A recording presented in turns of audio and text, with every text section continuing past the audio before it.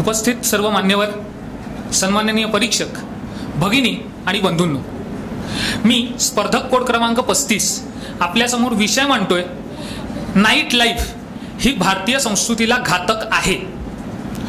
मुळात आता हा विषय जेव्हा वाचला तेव्हा माझ्या मनात पहिले प्रश्न आला की भारतीय संस्कृती हाच सगळ्यात मोठा डिबेटचा टॉपिक ठरू शकतो, पण आता आपण त्याच्याकडे नको वळूया। पण भारतीय संस्कृती म्हणजे काय? जेव्हा भूक लागल्यावर माणूस जेवतो ती माणसाची प्रकृती असते। जेव्हा भूक लागलेली नसताना पण माणूस जेवतो त्यावेळेला ती विकृती असते। पण आपल्याला भूक लागलेली असताना आपल्या ताटातला घास आपण जेव्हा दुसऱ्याला देतो ही भारतीय संस्कृती असते आणि ही नाईट लाईफ या अशा भारतीय संस्कृतीच्या विरोधात आहे। मुळात संस्कृती म्हणजे काय तर हा संस्कृती शब्द दोन गोष्टींमधून तयार झाला। सम म्हणजे चांगलं आणि कृती म्हणजे चांगली कृती म्हणजे भारतीय संस्कृती। आपण जेव्हा नाईट लाईफचा विचार करतो त्याला आपल्या डोळ्यासमोर काय गोष्टी येत असतील तर पब, बार्स, डिस्कोज किंवा वेश्या व्यवसाय या सगळ्या गोष्टी। मुळात आता या गोष्टी लक्षात घेतल्या पाहिजेत की या आपल्या भारतीय संस्कृतीत नव्हत्या का, तर भारतात नव्हत्या का, तर या भारतात होत्या। आपण आपल्या पुराणांचाही अभ्यास केला तर ज्यावेळेला समुद्र मंथन झालं त्याच्यातनंच ज्यावेळेला अमृत आलं त्याच्याबरोबरच मदिरा आली।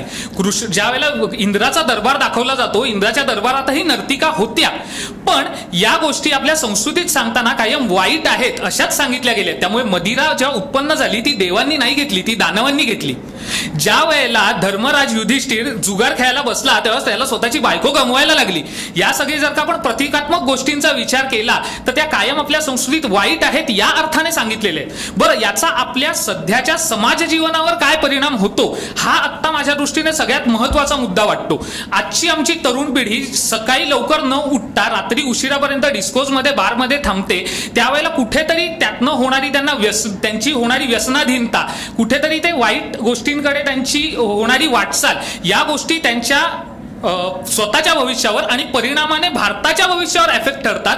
कारण की आजचा तरुण हा उद्याच्या भारताचं भविष्य असतो हे आपण कुठेतरी विसरतो। हे सगळं करत असताना मग कुठेतरी गुन्ह्यांमध्येही वाढ होते। आत्ता म्हणजे काही दिवसांपूर्वीचं मुंबईचं उदाहरण आहे। एक गौरी भिडे नावाची एक कॉलेज गोईंग विद्यार्थिनी, तिचा व्हिडिओ खूप व्हॉट्सअप आणि सोशल मीडियावर व्हायरल झाला होता। ती दारू पिऊन गाडी चालवत होती म्हणून पोलिसांनी हटकलं तर तिने पोलिसांना शिवीगाळ केली, पोलीस स्टेशनमध्ये जाऊन तोडफोड केली। आणि ही अशा पद्धतीची तरुणाई ही आमच्या भारताचं उद्याचं उज्ज्वल भविष्य असणार आहे का हा सगळ्यात मोठा प्रश्नचिन्ह निर्माण होतं।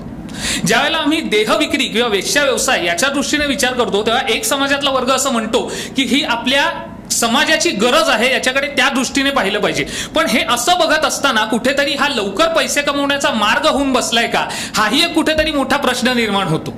हे करत असताना ज्या वेळेला ह्युमन ट्रॅफिकिंग सारखी वाढती संख्या किंवा कष्ट न करता या क्षेत्रांमधनं जाऊन पैसा कमवणं ही कुठेतरी आजच्या लोकांची वाटचाल होत नाहीये ना, हाही एक मुद्दा उद्भवतो। आणि या सगळ्या गोष्टीचा विचार करता या सगळ्याच नाईट लाईफ ही भारतीय संस्कृतीला घातक आहे असं माझं मत आहे। मित्रांनो, शेवटी एकच सांगतो की चांगल्या गोष्टी करायला दिवसाचा सूर्याचा प्रकाश आपल्याला प्रॉब्लेम येत नाही, पण वाईट गोष्टी करायला कायम तुम्हाला रात्रीच्या अंधाराचाच आधार घ्यावा लागतो। त्यामुळे ज्या गोष्टी रात्री करतात त्यावरनं आपण सगळे सुजाण आहोत, आपण काय ते ठरवूया। धन्यवाद।